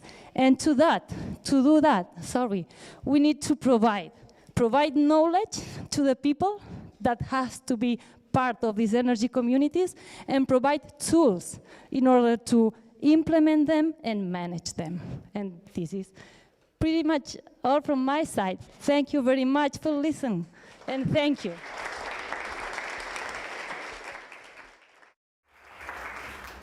Thank you, Joanne. That was very well done.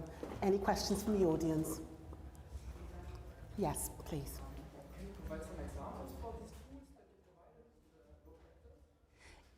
One of the backgrounds of this project is a platform in order for the enterprises of the social economy to provide services to energy communities. This is part of another project that we have been implemented before this one, but we must say that in this EC Bus Mataró Lab, we just small touch at this, because this goes afterwards. You need first the energy community, and then you need the tools to manage it. But one of our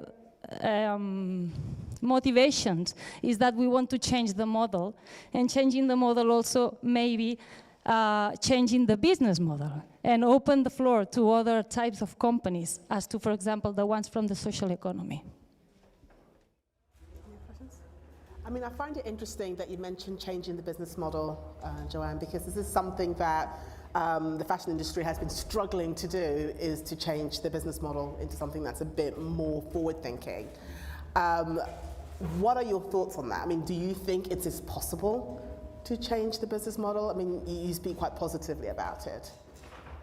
Yeah, I think now I'm missing my colleagues, the technical ones.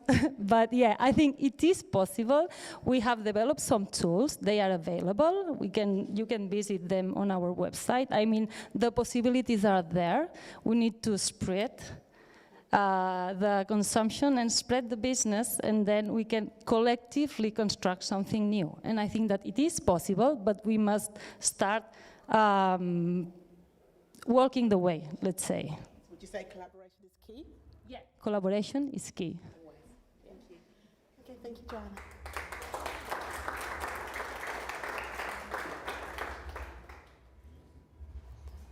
Okay, next on stage we have Dr. Ugly Foodling from Finland.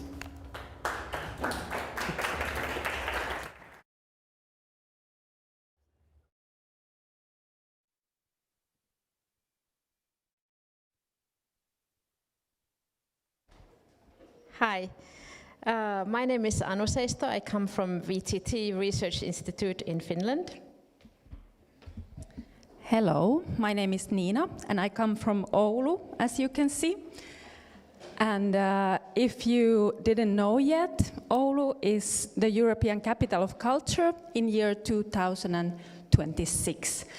And related to this project that Anu will tell us about, we have this, one of our programs is Arctic Food Lab, which our aim is to increase appreciation for local food and to provide northern tastes and experiences for you, the European visitors, in year 2026.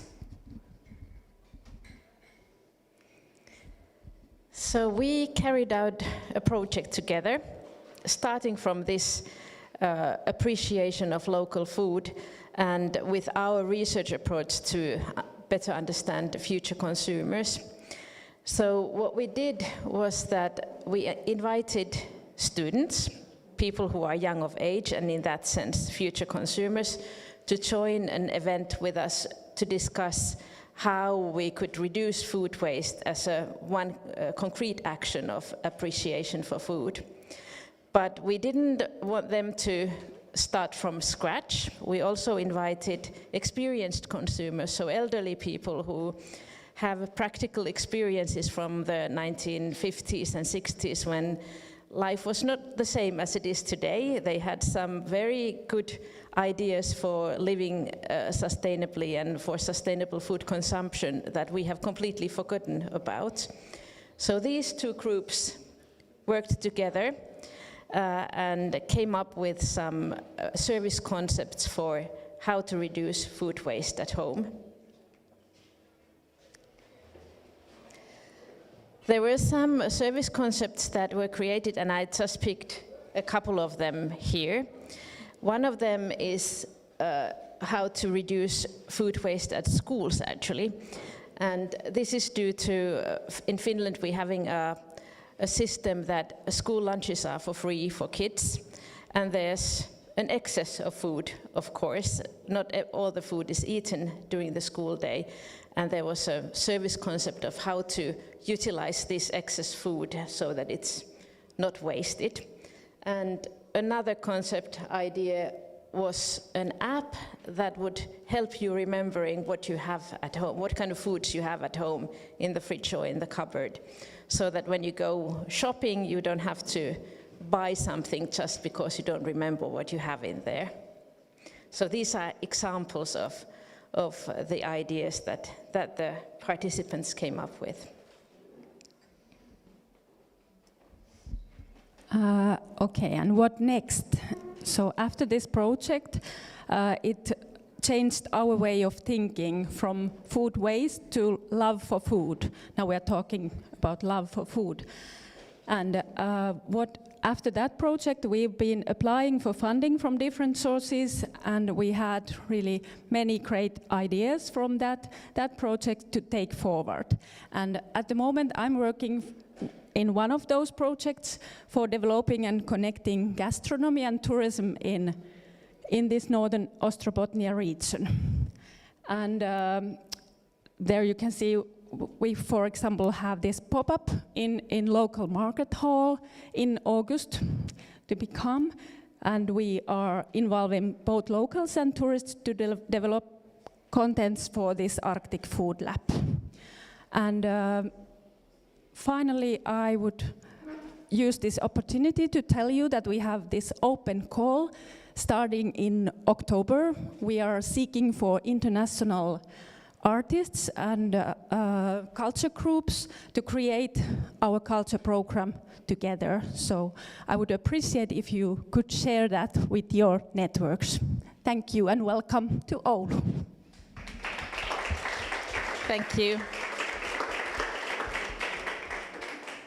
Thank you, ladies. Has anyone in the audience got a question for them at all? I think because you did it so well that they just have all the information that they want. Other question? I didn't see you there. Yes, please. For German supermarkets, I see, or I have the impression that a lot of food is wasted or thrown away at the end of the day. Can from this project or that period be some kind of best practice be brought to the supermarket or whatever, the food industry in a sense to also appreciate food wasted? Yeah, absolutely. Well, in this particular project, I don't remember that we had any ideas regarding retail, but we actually have an ongoing EIT food project where the main topic is how the supermarkets can help consumers in sustainable consumption. But who helps the supermarkets? We do.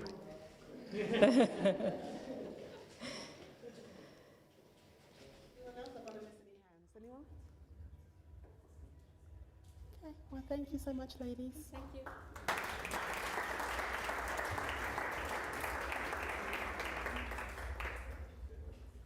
Last but not least, it is, let me try and figure out how to pronounce this. I'm going to say it wrong. Is it Lugo for kids? Correct me, please.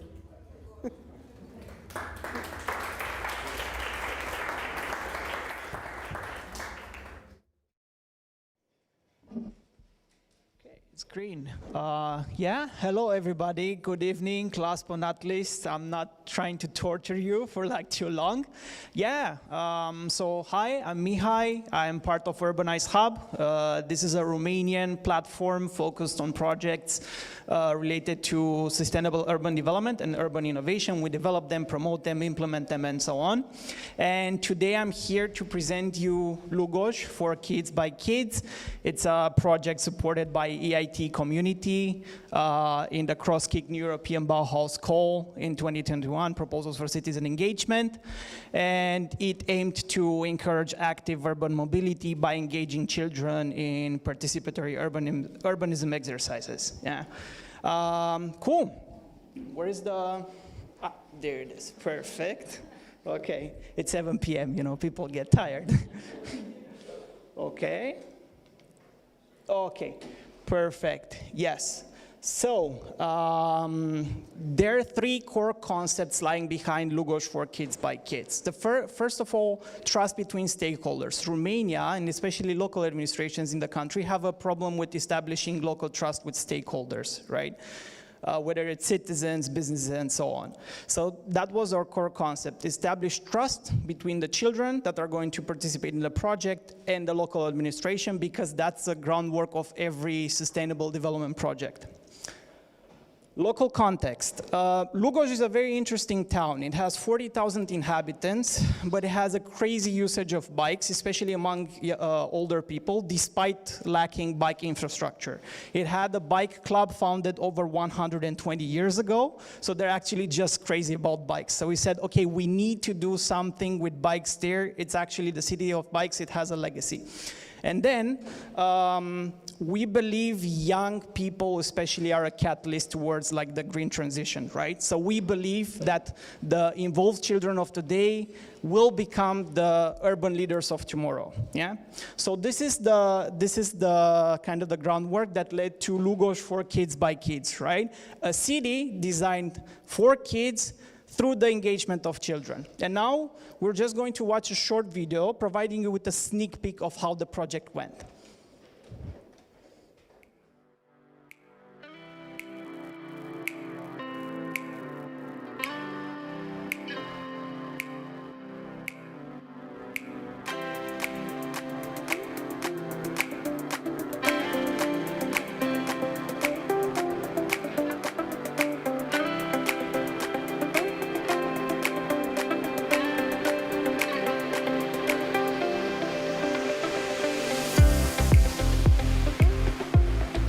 Circa, hai tare și asta. Cine a făcut pe asta? Super, mamă ce tari sunt, bravo!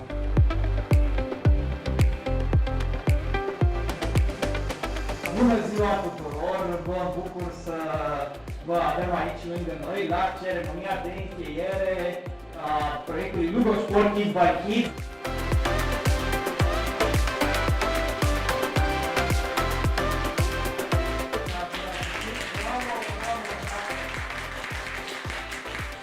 Echipa noastră l-a ales pe Răzvan. Acesta, ca problemă, are faptul că lăsă locuri de parcare pentru biciclete, trotuar și stradă cu gropi, trecerea efectuării adecvată peste calea ferată.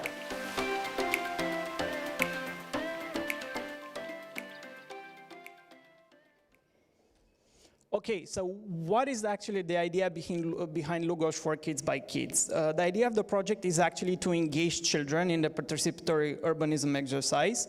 So through digital tools, we actually help them track their routes while biking from school to home. And by this, we actually identified, together with them, issues in the biking infrastructure in the city. Then together with them, through different innovative tools, we identified the possible solutions, and then we created a global information systems map that we forwarded afterwards to the municipality for further implementation.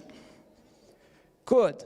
So now I'm going to provide you a sneak peek into the project implementation. Basically, there were 5 stages. So first of all, we told you we needed to prepare the children for this entire process because it was quite a complex one. So that meant making them familiar with all the digital tools, with the apps, with the tracking process, and so on and so forth.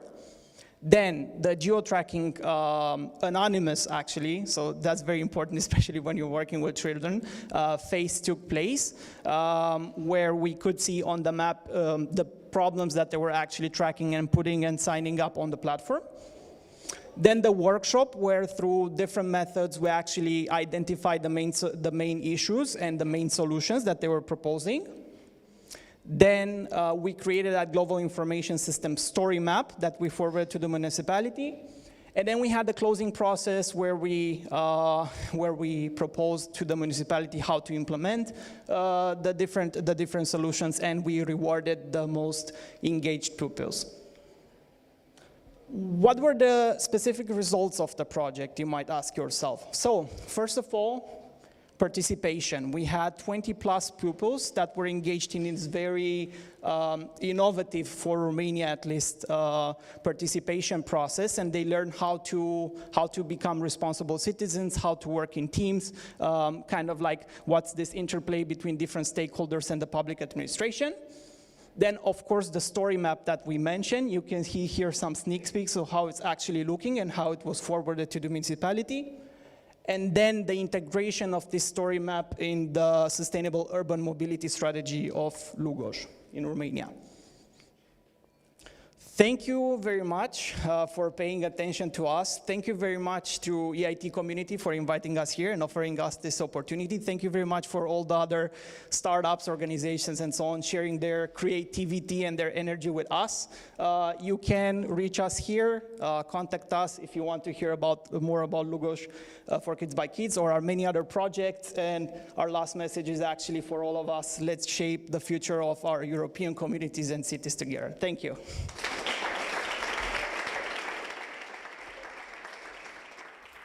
Great presentation. Now we'll see if anyone's got any questions for you. So you hold on to that. Anyone got any questions? Yes, there's one there. Really interesting project. I was wondering, do you see it continuing in another way? Yes, of course. So there is one issue that you might have in Romania in the sense of that implementation can be a bit slow, but right now we're actually pushing for continuing the project in Lugoj itself with more schools, and we're also in talks with 2 other cities in Romania to actually implement the project. So we do see it actually growing because it has potential. It was quite tricky to implement throughout the pandemic, right? But now that we don't have this barrier anymore, it can really scale up. Yes, please.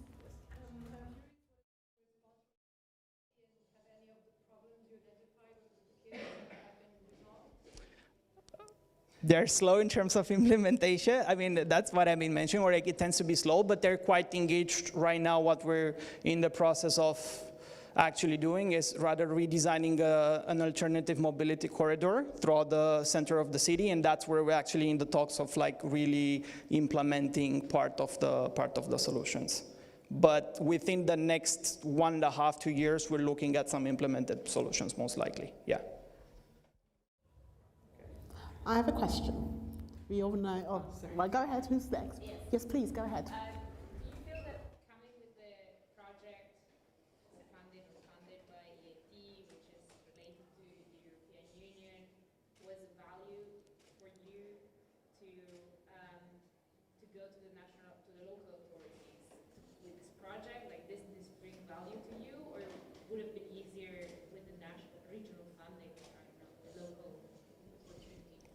It was definitely, in the beginning, it was definitely helpful that we got the EIT funding for it, but we do see the potential, because a lot of administrations in Romania are right now getting into participatory urbanism, and there is also the willingness from the population there to engage, right, to, in the future, maybe pay for such a process, you know, by themselves, because they do see the benefit, you know. And as I said, it establishes this trust, which is really, really necessary in Romania between the local administrations and the citizens, mainly. Okay, I'm wondering, what inspired you to do this? what is it that made you feel like this is what we need? I need to kind of really push this forward. What drove you? Okay, I mean, as we mentioned, the local context, right? Because it is a very interesting city, and as it was mentioned, we also need to focus on small to medium-sized cities in Europe, right? And we need to capitalize on the history and the legacy that they have, and actually build up there, because it's a city with a lot of potential, right? Why not tackle that specifically, and children especially. I think personally, if you work with children, you can do so much more, right? Because you can work on a massive mindset shift. Yeah, they're not quite cooked, are they? So it's easier for you to work with them. Well, thank you so much. Anyone else got any questions before I move along? No? Okay. Oh, yes, please. Sorry. We have heard about also needing trust to reach the local actors, and here trust is way more important as it's about kids and engaging with kids. How did you prepare the work groups that they could work, allow them to work? How did you do that? Okay, thank you very much for the question. I'm gone by. No, I'm just joking. It was quite difficult, to be honest, right? Especially because we were during the pandemic. The schools were actually on and off all the time. Like what we planned in 1 week was not valid in the other anymore.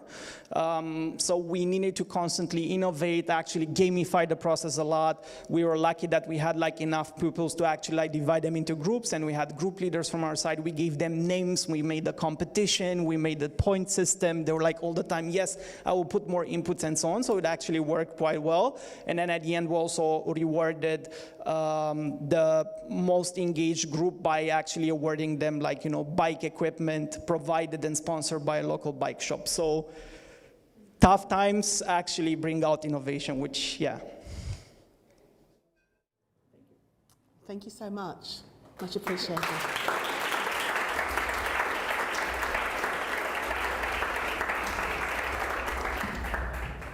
We've made it, guys. We made it to the end. Thank you, everybody, for your patience and for kind of sticking it out. I'm kind of hoping that you are able to take away a lot of information and maybe have a good conversation with the participants. I'd like to thank everybody who came on stage. I know some of them are enjoying the music outside, but I want to thank them for coming on stage and showing us their ideas.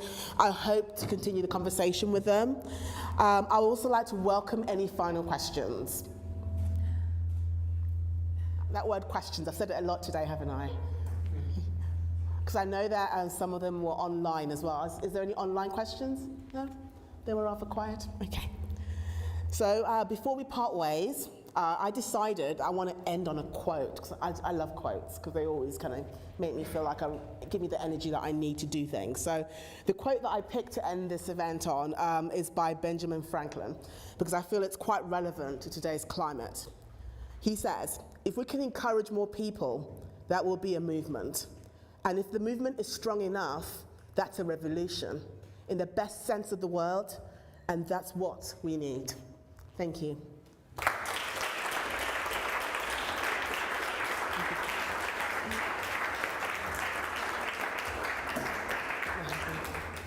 Oh, I forgot to mention, please stay and let's network, mingle, drink, and be merry.